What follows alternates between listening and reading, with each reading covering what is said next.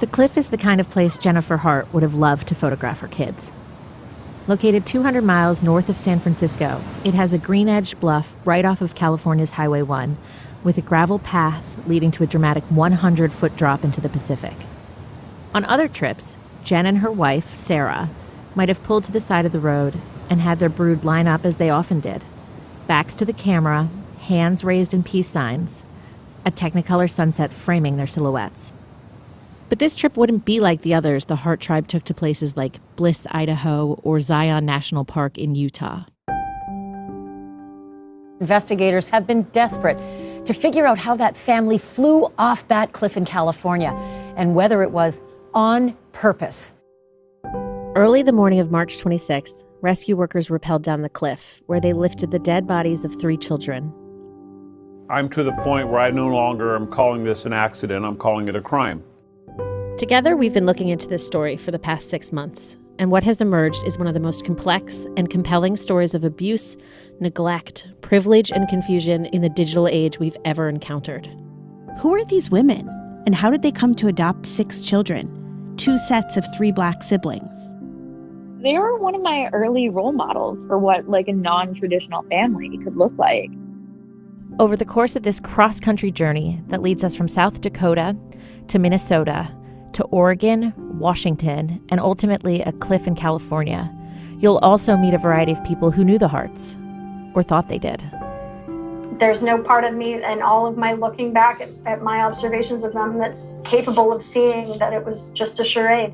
And you'll get an exclusive look into a case that left 6 people dead, 2 missing, and a nation puzzled over the perfect family they never knew. Because we would look at her Facebook posts and be like, God, she even posts perfect on Facebook. We looked up to her like, wow, she's the best parent in the world. We're horrible. We learned now that there was some abuse charges in Minnesota. They're fleeing to Oregon. In public and on Facebook, they looked like the perfect family. Fun-loving, joyful, and wacky in the best way. I mean, when I say that Jen was good, she was good. And there was no red flags. But as we've learned, sometimes perfect is the perfect cover-up. I know how can I help you. Yeah, there's some kids that I feel is being highly abused. A little girl jumped out of the second-story window on the roof and then down onto the ground and ran to my daughter, and this is like 2 a.m, begging them to help her, And she was just frantic and begging, that take me to Seattle, don't make me go back there, they're racist, they're abusive. You're trying to figure out what's really going on here. She was eating out of the garbage. That should kind of be a clue right then and there that this is a person you don't think can operate in the child's best interest. I remember vaguely hearing that they dropped the foster daughter off and just abandoned her. Absolutely, I think race is playing a part. When people are sitting in the audience thinking that, okay, well, why did the judge just rule that way? Something's not right about this. But since she's told me about it, I just can't live with it. I'm very concerned for these kids.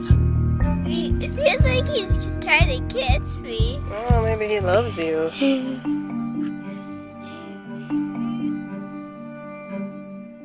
From Glamour and How Stuff Works, this is Broken Hearts.